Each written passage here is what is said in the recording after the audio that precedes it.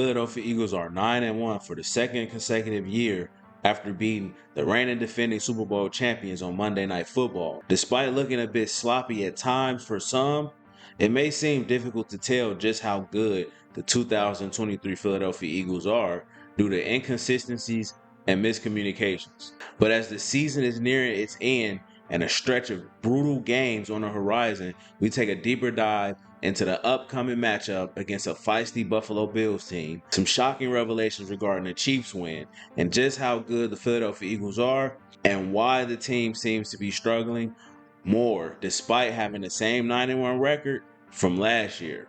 This is the Voice of the Eagles show, and like always, God bless those Philadelphia Eagles. But enough of that. Play the video.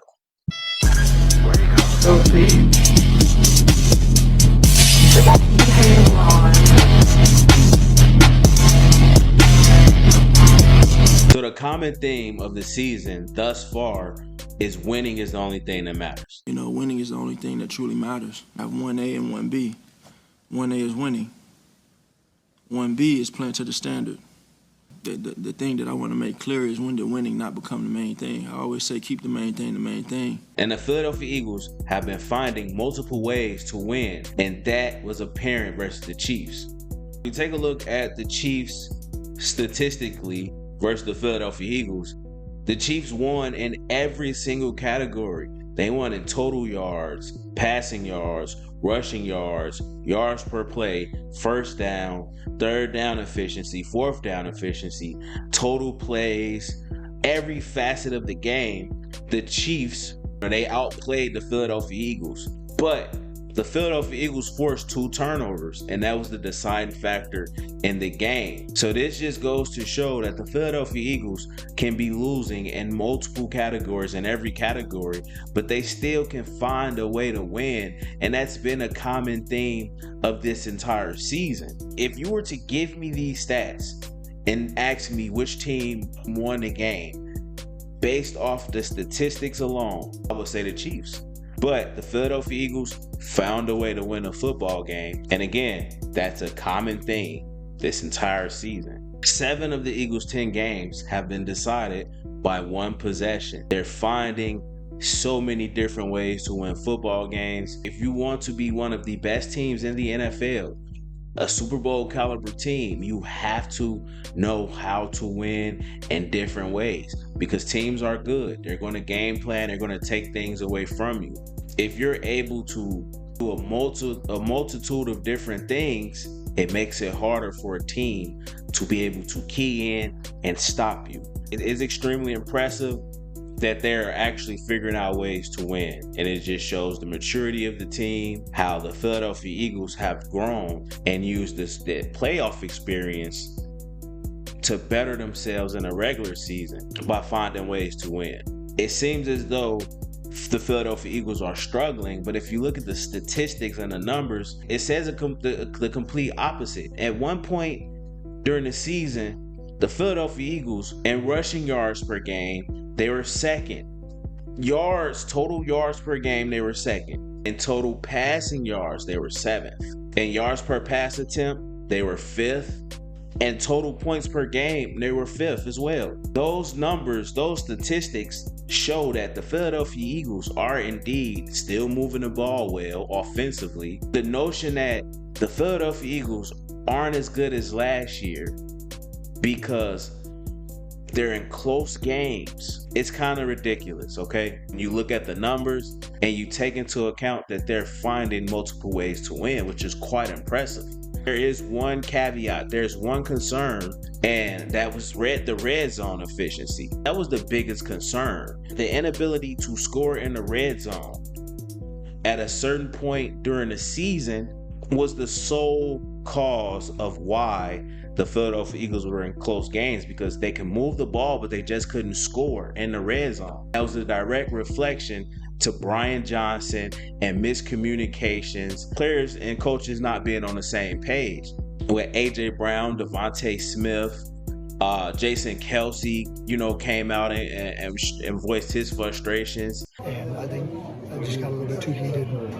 Really, the red zone has been frustrating, I think, for everybody.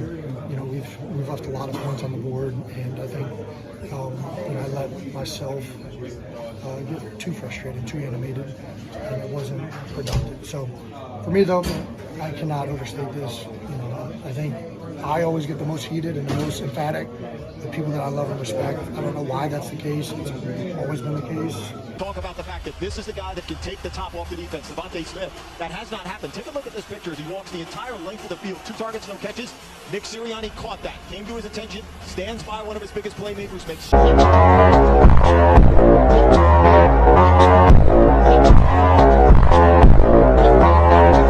It was a bit messy, and to kick off the season. At one point in the season, the Philadelphia Eagles were 27th in the NFL, their scoring percentage in the red zone. So that was the biggest concern. There was an inflated sense of, this team is struggling. It was really just the red zone. Once the team figures that out, we'll be completely fine. As of right now, the Philadelphia Eagles are currently 9th in red zone scoring, 58.9%. Dramatic difference. That's a credit to, offensive coordinator Brian Johnson and, also the players figuring it out. Offensively, the team looked just as good as they did last year moving the ball. But the biggest difference is the change in offensive coordinator and defensive coordinators. It takes time to adjust to new coordinators and get on one accord, as Jalen Hurts can confirm this. As far as Brian and I, it's just a developing and a continued process of us just continue to grow. And that's not only Brian, there's Coach Sirianni, there's KP. That's all of those guys. It's constant communication, and I'm trying to take the next step. Defensively, the Philadelphia Eagles have been amazing. When you take into account the multitude of injuries the team has faced in the secondary, adding new pieces on the fly will subsequently lead to growing pains as the players needed time to get accustomed with the scheme from a new defensive coordinator. And it showed. The Philadelphia Eagles was allowing a crazy amount of yards through the air. But Kevin Byard, he sums this up perfectly. Coming and learning the defense. I want to hear guys talking. I want to hear how guys are seeing routes, how guys are seeing things. And if you want to be an elite, a really good secondary, I think communication is always the biggest thing. And I think the more you communicate with guys, the more you get comfortable with each other. And sometimes you can start anticipating things a lot better as well. But I will say, especially with all the injuries that has been going on throughout this year, there wasn't a lot of, or there isn't going to be a lot of cohesiveness when you're talking about guys that haven't really played with each other. So I think then it has to be a premium on communication because, I think my first time playing here was the second game I played here was the first time that they had back-to-back secondary guys. So it's like, hey, we got to make sure we're communicating even more. It's a difference when I've been in years in Tennessee where we played with the same guys 3 or 4 years straight. So the communication sometimes can just be a point, a look, because you have that much, cohesiveness and that much chemistry with guys. But here, it's not like that. It's just the reality of the situation. So I think communication has to be on a premium. Now, despite the Philadelphia Eagles having one of the worst secondaries as far as passing yards allowed, the Philadelphia Eagles have the #1 ranked rushing defense. It has amazing defensive showcasing, like holding Patrick Mahomes' Chiefs and Matthew Stafford's Rams to 0 points in the second half. Philadelphia Eagles defense also held the top-rated Miami Dolphins offense to 17 points, holding the Patriots and the Dallas Cowgirls to 6 points in the second half is a credit to the defensive coordinator Sean Desai. His ability to make second-half adjustments is key, and the players seem to agree. What happens at halftime? Is it players? Is it the coaches? It's both. Yeah, it's both. That's what makes this team go. Players listen to coaches, coaches listen to players. So it's never, one-sided. The second half improvement that we've seen lately, I think you guys have only given up 6 points the last 2 second halves combined. What are the factors that go into that? I think our players do a great job of understanding what's happening. The coaches, each of these position coaches, when they meet with their guys, they're obviously meeting with them throughout the first half in between series. It's just kind of getting everybody back to, hey, this is what we got to do to go win this second half, and it's with whatever our plans are and whatever our tweaks that we got to make. We communicate as a staff and the coach and with the players, and then the players respond. It's ultimately on them, and they do a great job of kind of and we try to get them in the right positions, and then they do a great job of coming out with that energy and that intensity to come out and really dominate in the second half, and they've done a great job of that. I still believe the secondary has room for improvement. Overall, I believe the secondary is trending in the right direction. Now, as we take a look at this Buffalo Bills team, they remind me so much of Patrick Mahomes and the Kansas City Chiefs.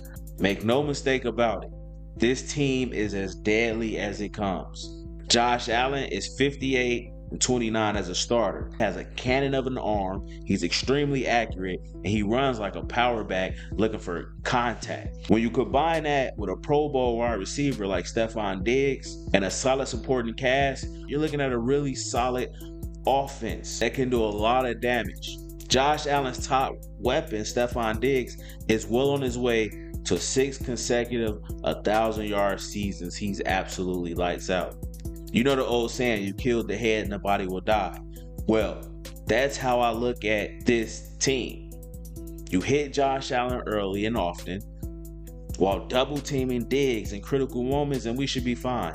Josh Allen averages 1 turnover per game and has received heavy criticism throughout his NFL career for poor decision making. 18 turnovers in 2021, 19 in 2022, and already has 15 in 2023 with 6 games left. That's his Achilles heel. That's how we attack him. We have to force him into turnovers and make mistakes. I mean, some of the time it looked like he's just out there freestyling, look like he's just, playing backyard football. But it's exciting. He's a gunslinger. But when you have that type of reckless play, you can put your team in jeopardy. And he's been heavily criticized about this throughout his NFL career. So that's something that we should definitely keep our eyes on. If we look at their defense, I have bad news. Their defense is lights out. Their defense has always been good. Former defensive coordinator for the Philadelphia Eagles, Sean McDermott. He has these guys playing lights out since he's been with the Bills, okay? If we could take a look at some of the stats here.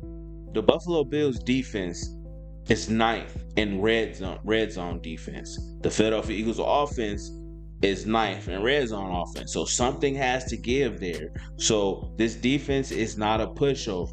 5th in points allowed with 17.3. Passing yards allowed, they're 9th with 204.2. So they're top 10 in all of the major categories defensively. They're also 9th in total yards allowed.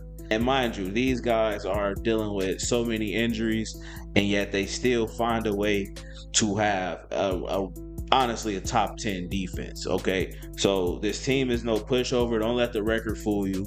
Okay, this team is still dangerous, for sure. And they're 2nd in sacks.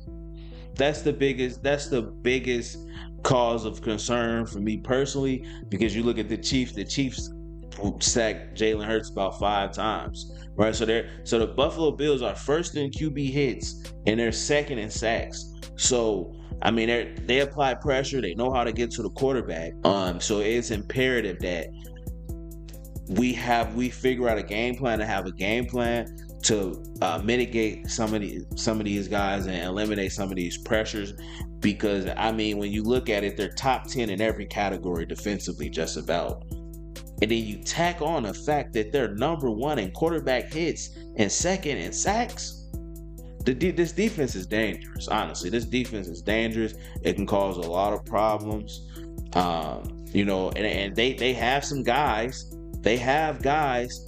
With a defense that great, with defense that good, they have to have players. You look at a future Hall of Famer edge rusher, Von Miller. Then you have Leonard Floyd with about 9 sacks. And you pair that with 2 great safeties in Jordan Poyer and Micah Hyde. And they have a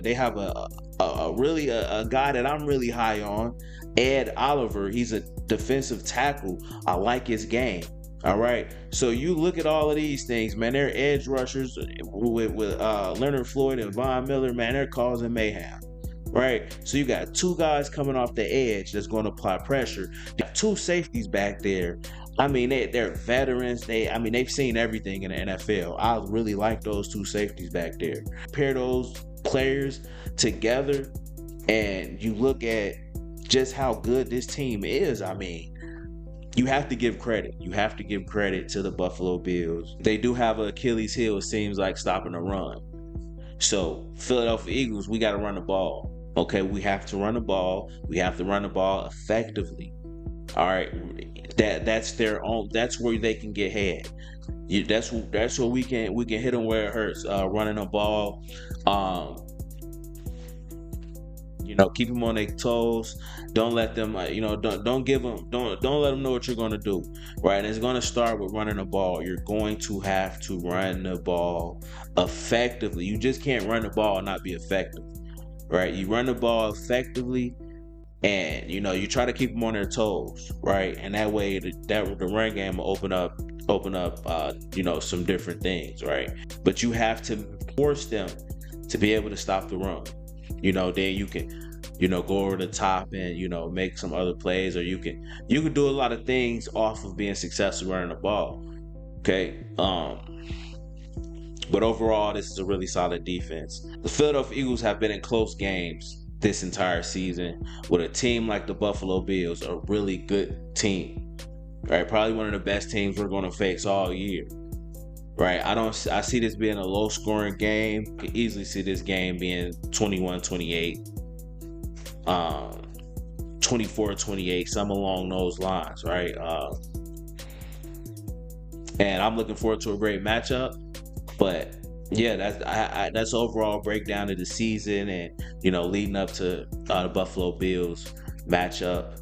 I'll leave you guys with how the players feel about the matchup, and also some of the highlights from the Buffalo Bills practice and the Eagles practice as well, as they prepare to face off in this upcoming shootout. It's a clash of the Titans. It's going to be a dogfight, and I hope you guys enjoy the game. I'm Weapon X. This is the Voice of the Eagles show, and like always, God bless those Philadelphia Eagles.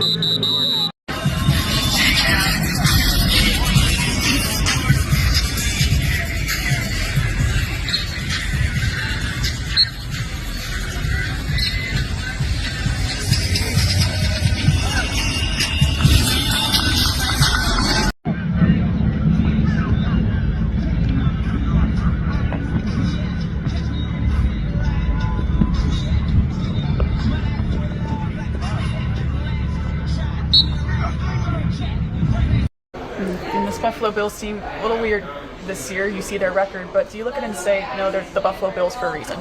No, they're the Buffalo Bills for a reason. Every team comes out every week trying to get a dub on their own, on their win or loss. It's just going to be another hard-fought game, and we got to win together. Listen to the national narrative about this game this week. It's looking at the Bills' record and saying, no, it really isn't even a challenge for the Eagles, but I imagine you don't look at it that way. No, that's ridiculous. Whatever the national, sentiment is, this is a professional football league, and you can lose on any given Sunday, and regardless of the team's record. These are grown men, playing for their jobs. So we're not taking any team for granted or taking any team lightly. This is an explosive offense, regardless of what their record is, regardless of which struggles they may have had. Like I said, Josh Allen's one of the best quarterbacks in the league, and anytime he's out there, that offense and that team has a chance to win. So, and then also too, man, you're playing games in November, December. Every game you win, the next game is bigger than the previous one. So, this game means more than us. more to us. I mean, obviously, you know, I know the whole history behind the Eagles and the Chiefs, but, you know, this game right now is the most important game of the year because it's the next game, and we need to get another win at home. We got to defend our home turf. How tough is it going to be a short week to get back up to that emotional level against Buffalo? I mean, you know, we got a lot of distractions this week going with Thanksgiving, but at the end of the day, we still have a job to do. We're working. We're constantly in here working, reviewing the film. We look at Kansas City a little bit, but we're on to Buffalo, and we're just making sure that we get ready for Buffalo because, you know, they have a full week, but we're at a disadvantage, so we want to make sure our disadvantages become advantages. And it's a weird season so far for Buffalo. The record isn't normally what it is, but do you still look at it as they're the Buffalo Bills for a reason? Yeah, they're dangerous. Everything's dangerous. It could be any given Sunday. We don't matter who we play. You know, we unfortunately lost to the Jets, so it's any given Sunday, as you can see. But at the end of the day, they're great players, great squad, great team. I know some of them personally. It's just an exciting game to go out there and just execute and see what we can do. Just making sure that we have that opportunity. And you saw Patrick Mahomes escape the pocket a couple times on Monday. Josh Allen, kind of a different type of runner. What have you seen from him on tape, and what's the plan to stop him? He's big. He's physical.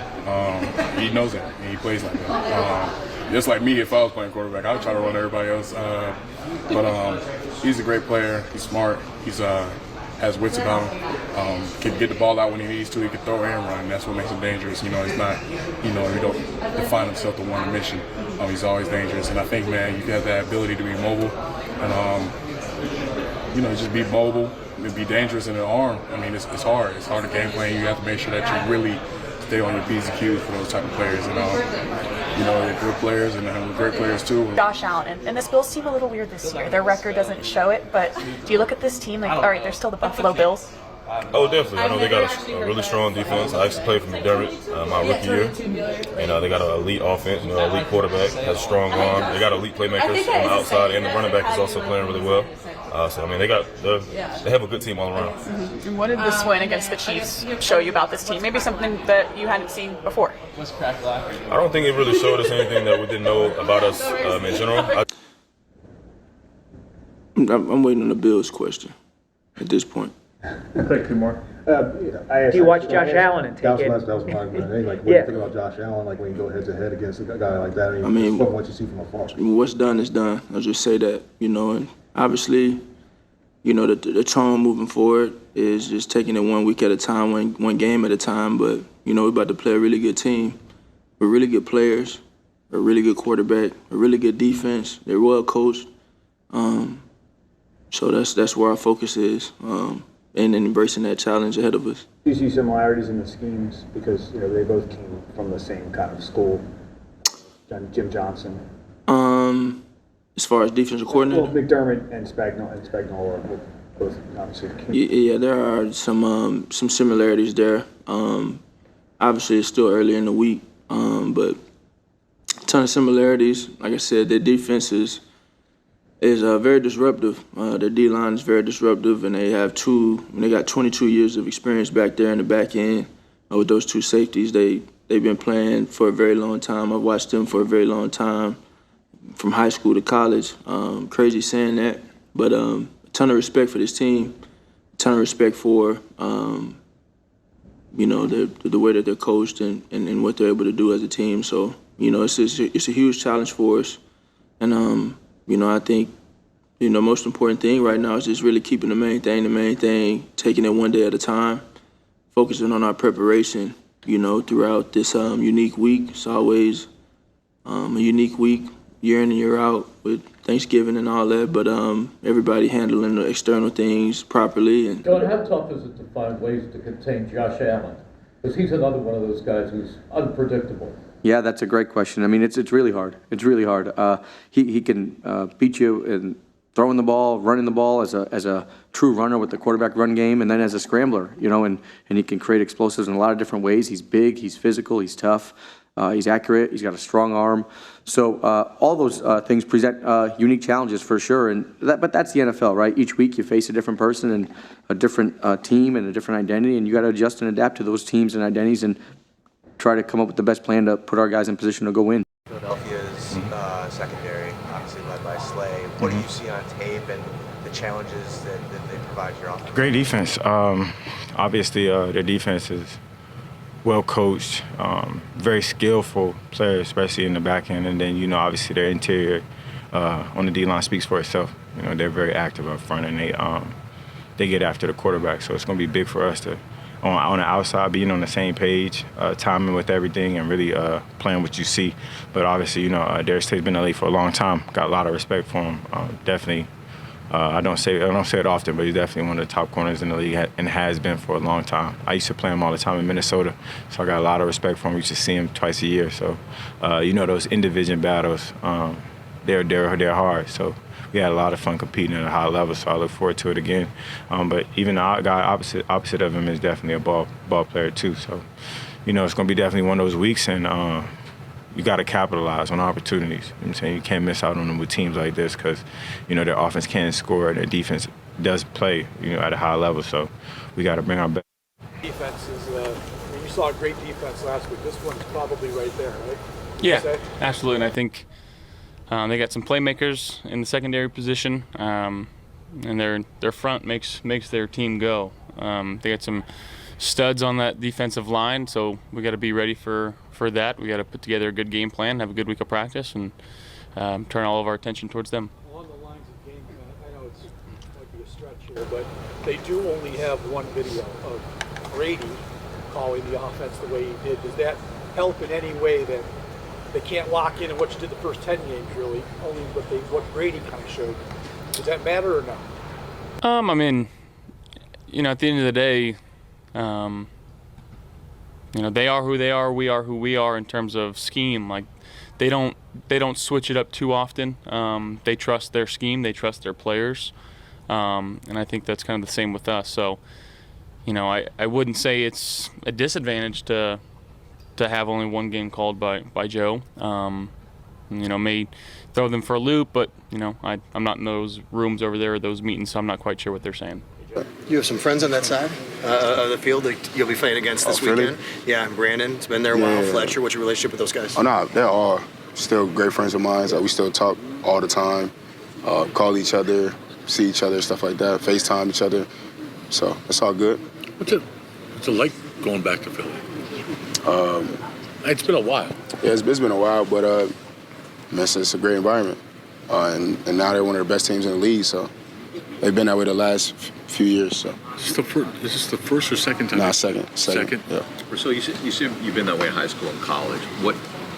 What about you, either instinctually or skill-wise, makes you that kind of ball hawking type of player? You obviously can't lean one way. How difficult does it make it? Oh, very difficult. Obviously it starts with the quarterback, and just watching him throughout the last couple of years, just the way he, orchestrates that offense is pretty impressive. So, and just had weapons around him, from the offensive line to the running back to the, tight end. I know he's injured right now, but then the receiver. So, just hella weapons around him. So, it's going to be a huge challenge for us. They got another weapon called the tush push. I know you're not. I don't know how much you're not involved. That's on those big boys up front. I was going to say, are you thankful to be out of that thing? I mean, it kind of turns into rugby, but that's those big boys up front. I might be behind them, pushing them, trying to give them a little boost. But they're good at it. Any and one, any and two. Sometimes they even get 4 or 5 yards doing it. Other teams trying to duplicate it and can't. So, they're pretty impressive with converting on those. Not looking forward to defending the tush push this week. What's that? The quarterback sneak. Nah, I know what it is. I mean, it is what it is. Hopefully keep them out of that down and distance so we don't have to defend it. But come down to it, we just got to do what we got to do. Is it a mental thing? I mean, there's only so many X's and O's you can drop for that. Is that where you just have to be like, I'm going to fight as hard as I have to? I don't think nothing is mental about it. I think it's a technique to stop it. Nobody ain't figured it out yet. I think the couple of times I did watch it, it's like the D-line stopped it. I don't know. I ain't been against it, so I couldn't tell you how to stop it, but it seemed like they all converged and almost like an arrow or something. They just move. They all converged. I don't know how to explain it, but it seemed hard to stop, but I think if you can, I don't know. Everybody else ain't been to stop it. Who am I to say you can't stop it here? You talk about, though, you keep them out of down and distance. Is the way to stop it more to make sure they don't get into 3rd and 1, to make sure it's 3rd and 5 or 4th and 5? That is a great way not to have to stop it, is to don't let them even get in the position to have to run it. Mike, what do you think of this offense, this Philly offense? But they're so balanced. They do, they can run and pass. They're a threat both ways. How difficult is that to stop? I mean, I watched them play the other night, and it was a great game. So I'm just excited to get out there and play them. You've played mobile quarterbacks, obviously, in the past, but what is the challenge as a pass rusher in the defensive line of towing that line of trying to get him and get him down, but not opening those lanes for him to take off? The quarterback we just played is a mobile quarterback. I mean, you just got to get after him and just get him on the ground. The Eagles run rate in the league. What's the most difficult thing for a defensive lineman at stopping RPOs? Just don't let looking at the run stop you from pass rushing. So just keep rushing and don't stop pass rushing to play the run and then have to start back rushing again. So. Is there an element of fun, the tush-push thing, to go against that, knowing that no one's really done anything to it, that if you do anything to stop it or slow it down, it'd be, a huge deal or a huge accomplishment, I guess? When are we going to talk about us? I mean, I'm talking about you. You guys have the opportunity to stop this thing. That's not about us. That's about them. Yeah. So I think our game plan is to go in there and keep them out of the down and distance so we don't have to go against it. You know what I'm saying? What do you like about you then? Let's talk about you. I mean, what has been, obviously you guys just dominated a team last week on Sunday, coming off this game against the Jets. How do you keep this going then? Just got to stay level-headed and take it one game at a time. And Sean, the Eagles have had a ton of success with that quarterback sneak, as have you guys. What makes that play so tough to defend? Well, first of all, it's usually, on short yardage, whether it's 3 to go, 2 to go, 1 to go situations. So that in and of itself is a tough situation to defend. They have a unique approach. It's obviously been well documented out there. Sean, do you have to reset landmarks before that play, knowing how successful they are on 3rd and 1 or 4th and 1? Do you have to look at 3rd and 7 this week as more like 3rd and 5 or 3rd and 6 and understanding that they have that weapon in the pocket if they do get close? Yeah, they do a good job. I mean, they believe a lot in the analytical approach and those 4-down windows as you talked about. So they do as good a job as any team out there in managing those. Did you think of Jalen Carter trying to intercept a spike? And have you ever seen something like that before? No, that was obviously unique. It sounds like he heard it from somebody or saw it from somewhere else, but pretty unique situation there. And obviously, this isn't the first time that you guys have faced a mobile quarterback, but just how challenging is it to prepare for a guy like Jalen Hurts who can get it done with these big explosive plays downfield, but also on the ground as well? Yeah, I mean, he's a really tough player to go against for those reasons, among others, really. I mean, he's playing at a high level, and he uses not only his arm, as you mentioned, Heather, but his feet. And it's tough to defend, whether it be any situation, you name it, Redzone, 3rd down, 2-minute, and beyond. So you have to defend all 11 on the field. Sean, the Eagles offense, they have 30 touchdowns this year. They have 15 rushing, they have 15 passing. What's the challenge? Thanks, Josh. I appreciate that. What's the challenge? Matt. I think I'm pretty... What's the challenge of preparing for a team that is not heavily weighted on either side of those things? Yeah, I mean, you talk about a good football team. This is a good football team in all 3 phases, and I think Howie Roseman does a great job of every year putting a Super Bowl caliber team on the field, and that's hard to do every year.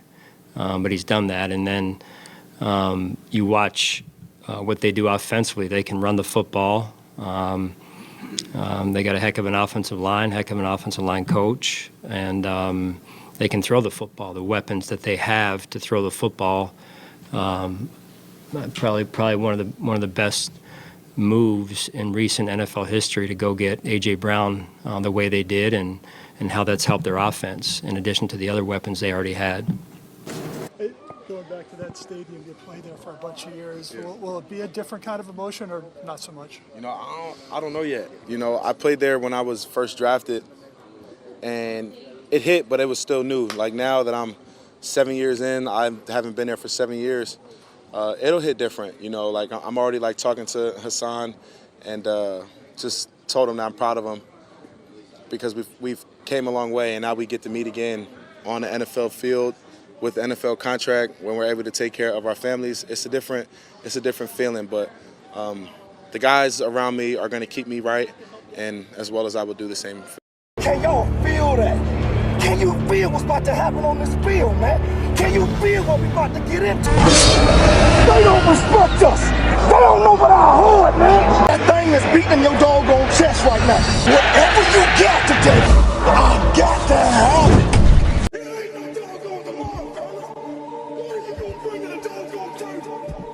Are you gonna bust somebody in their mouth? Are you gonna do your